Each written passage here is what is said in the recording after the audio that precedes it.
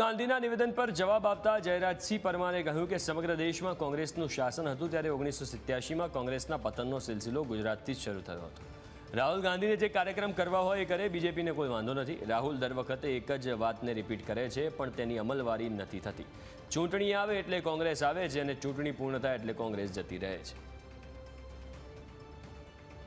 કોંગ્રેસના પતનનો રસ્તો પણ ગુજરાતથી જ શરૂ થયો હતો અને જે ગુજરાત જીતવાની વાત કરે છે ત્યાં અત્યારે માત્ર 12 ધારાસભ્યો છે 182 વિધાનસભા બેઠકમાંથી, પણ રાજકીય પાર્ટી તરીકે રાહુલ ગાંધીને જે કંઈ કાર્યક્રમો કરવા હોય કરે, એની સામે ભારતીય જનતા પાર્ટીને કોઈ વાંધો નથી।